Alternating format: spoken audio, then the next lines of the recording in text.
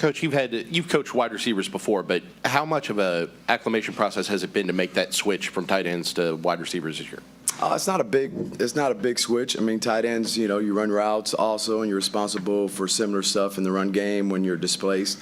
So it's an it's different, what I mean, from last year to this year with regards to just a set of skill set that you have and what you're dealing with.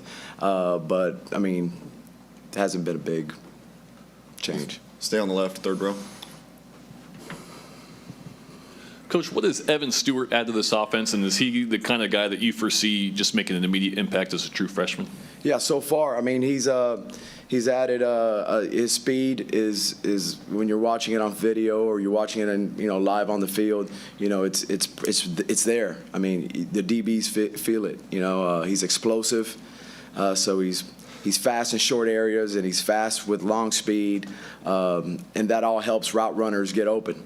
When you can be as explosive as he is. He's also very bright, extremely intelligent. So he brings a really good package to that room, especially as young as he is. And, he's a prideful kid who takes a lot of pride in being prepared and, having his toolbox, his skill set ready to go for practice. We'll go front row right here on the right. Coach, among Ainias Smith's multiple nicknames, one of them is Mr. Everything because of what he does for the offense. But he also seems to be one of the biggest leaders in the locker room and one of the faces of this organization. When you look at that, how does he set the tone for these young receivers to go through practice, to go through game days, to go through all these little aspects of what it means to play in the SEC? Right. He's involved in every play. I mean, he's there chirping and talking, and that's the way he approaches the game. For him, it's a mental edge, and he's not one of those guys that we've all seen in the past that may stand on the side, and if he's not in getting ready for their rep, he's in other people's reps. So, he's been huge for the young guys because he's always talking to them. He's huge for the older guys because he's talking to them too. So he's got the right mindset. We'll go second row on the left. You guys threw deep a lot in the spring game, and Jimbo said coming out of that was going to be a part of the offense moving forward, the ability to throw deep. So where do you feel that's at, and how do you go about making that happen this fall? Sure. I mean, doing what we're doing in practice. I think that we have speed on our team. Everybody said this is the fastest team we've had since Coach has been here, this is part of it. He's led the league. He's led college football in explosive plays as a play caller and head coach before, so he knows schematically how to get after defenses. And we got guys now that can stretch the field. So he's accurate with what he wants to do. We'll go first row on the right here. You had obviously had some good years in the SEC and been across the South, from the South. What did you know about Texas A&M before coming here, and what ultimately brought you here to A&M? Sure, tradition. You know that this is a big-time program in a great state that recruiting is. You can find whatever you want. It's loaded with players. Always been a tough environment, that you understood if they were on your schedule, not only if you were going away and playing there was it going to be tough, but kind of the mindset of the players, and the blue collar of this university. Those are the things that pop in my mind when you see A&M. Obviously, Coach Fisher was a big reason why I'm here. Also, I've started off with Coach Fisher a long time ago when I was a GA. At LSU, so he was a big reason why I'm over here. We'll go fourth row on the right, David. Coach, obviously a great collection of talent, young and old, but these young players beyond Evan, Noah and Chris, how they're pushing some of the older players to be better as well. Sure, yeah, everybody's pushing everybody. This is the heat of camp right now.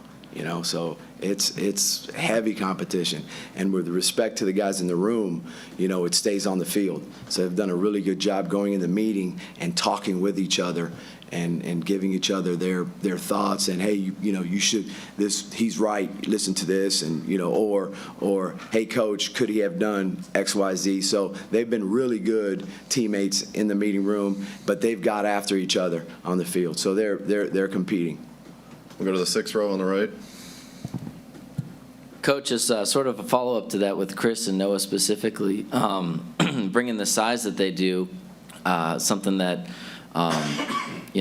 I think could be a big asset for this team. How do you see their role potential, what role they could fill kind of with that skill set that they bring? Role, being on the field. You know what I mean? I think when you're in training camp, you're competing for jobs. So hopefully they're competing to be the starter. With their size, one thing that you got to bring up with that is big guys like that. Are they guys that body you up to make grabs, or are they guys that have a catch radius? And those guys have shown that they have a catch radius, right? They got to continue to work, to continue to improve that catch radius and to stay on top of their game, right? But they got a skill set that makes them an issue in the perimeter. We'll go in the back with Justin, and Brant, you'll wrap us up. Coach, I know you mentioned a lot of the downfield passing, but how nice is it with this speed now that maybe you can throw a bubble or a 5-yard slant and they can take it to the house? I mean, does that play different too? I mean, that has to help too, right? Absolutely. That's still, those are yards you steal, right? Because of the leverage maybe the defense may give you because of who you have in the backfield, right? That guy in the back of the room right there, right? So if they want to be stingy in the box, and you're throwing a bubble out there to a guy who has speed, could be the fastest guy on the team, or could just be a guy who's long and fast and strong and is hard to tackle. So that adds an element to your game, being explosive along with going deep. All right, Coach, we'll wrap it up right here in the middle. In your role as co-offensive coordinator, what exactly does that mean on game day duties or in-game duties when you're co-offensive coordinator? Sure, just input with the head coach, the final touches and preparation during the week, organization, along with Coach Dickey, making sure that, Coach Fisher's thoughts get down and get repped, and versus the right looks, and making sure that, whatever needs to be messaged to the rest of the guys, that we are the voices for that group. During game day, it's adjustments. So he's continuously looking, for, asking, all right, what do we got to do here? They're doing what to us? And then we give them that input. Coach Dickey in the sky and myself in the sideline.